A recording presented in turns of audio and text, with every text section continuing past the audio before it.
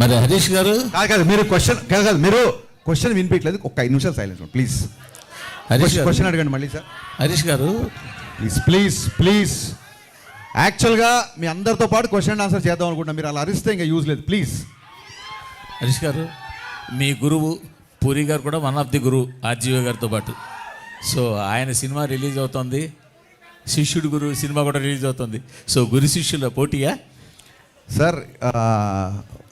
ఏ రోజు కూడా అంటే పూరి జగన్నాథ్ గారు కానీ, వినాయక్ గారు కానీ, రాజమౌళి గారు కానీ, నేను డైరెక్టర్గా ఎదుగుతున్న రోజుల నుంచి నాకు విపరీతంగా నన్ను ఎంకరేజ్ చేశారు. నా సినిమా డైలాగులు నచ్చినా, సినిమాల పాటలు నచ్చినా నాకు ఫోన్ చేసి మాట్లాడేవాళ్ళు. ఇక్కడ నా ఫంక్షన్స్లో కలిసినా, పార్టీలో కలిసినా ముగ్గురు నాకు గురుతుల్యులు. పూరి గారితో నేను ఎక్కువ వర్క్ చేశా, పూరి గారితో నాకు రిలేషన్ ఎక్కువ. ఏ రోజు కూడా పూరి గారితో కంపేర్ చేసుకునే స్థాయి కాదు నాది. Is a legend director first of all. And మాకున్న కొన్ని ఫైనాన్షియల్ కన్సర్న్స్ అవ్వచ్చు, లేకపోతే ఓటీటీ యొక్క ఇష్యూస్ని అడ్రస్ చేయడాలు అవ్వచ్చు. సో అనుకోకుండా ఈ డేట్ క్లాష్ అవుతుంది. నో డౌట్ డబుల్ స్మార్టే ఫస్ట్ అనౌన్స్ చేశారు డేట్. మాకు అసలు వచ్చే ఉద్దేశమే లేదు.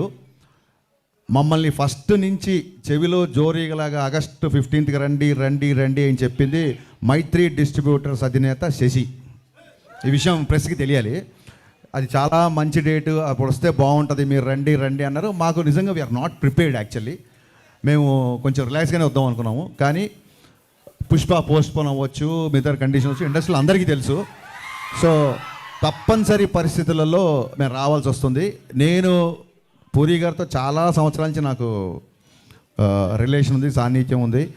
ఒక్క సినిమా క్లాష్ అయినంత మాత్రాన పూరి గారికి నాకు మాట్లాడమనో మేము ఎడమొహం అవుతాం అనుకుంటామని అనుకోను. Because is far matured than me. But వాళ్ళు అలా అర్థం చేసుకోలేనట్టుంది, ఎందుకంటే మిమ్మల్ని అన్ఫాలో చేశారు కదా చార్మి గారు. డెఫినెట్గా అండి, వాళ్ళ ప్రొడ్యూసర్లు, ఆవిడ ప్రొడ్యూసర్ సినిమాకి.